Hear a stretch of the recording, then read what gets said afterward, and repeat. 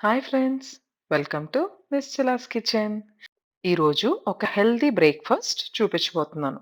Millet dosa in a healthy and tasty way. కావలసిన ingredients: ఒక cup అండుకొరలు, ఒక కప్ రైస్, పావు కప్పు పచ్చిశనగపప్పు అండ్ మినప్పప్పు ఒక కప్. ఇప్పుడు ఇవన్నీ ఒక బౌల్లోకి వేసేసుకుని వాటర్ వేసి 8 అవర్స్ వరకు నానబెట్టుకోవాలి. అండుకొర్రలు అంటే బ్రౌన్ టాప్ మిల్లెట్స్. ఇప్పుడు మిల్లెట్స్ ప్రతి చోట దొరుకుతున్నాయి. ఇవి ఒక 8 అవర్స్ నానాక చక్కగా క్లీన్ చేసుకొని గ్రైండ్ చేసేసుకోవడమే. ఈ పిండిని ఒక 3 అవర్స్ బయట ఫర్మెంట్ చేసుకోవడానికి ఉంచుకుని తర్వాత ఫ్రిడ్జ్‌లో పెట్టుకోవచ్చు. ఈ పిండి ఒక 1 వీక్ పాటు ఫ్రెష్‌గా ఉంటుంది. ఫ్రిడ్జ్‌లో గాని స్టోర్ చేసుకున్నట్టయితే. చూడండి, ఇప్పుడు ఆ పిండితో నేను దోస వేస్తున్నాను.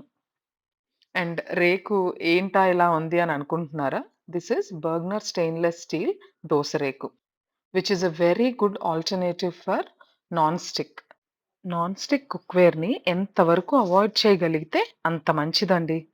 మన దోస రెడీ అయిపోయింది. మీకు నచ్చింది కదూ! మీరు కూడా ట్రై చేస్తారా?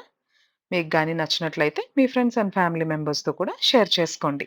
ఇదే మిల్లెట్ బ్యాటర్‌తో నేను పులిబొంగరాలు కూడా చేశాను. అదేనండి, గుంట పునుకులు. ఒకవేళ ఆ వీడియో చూడనట్లయితే డిస్క్రిప్షన్‌లో పెడతాను, చూసేయండి. బాయ్.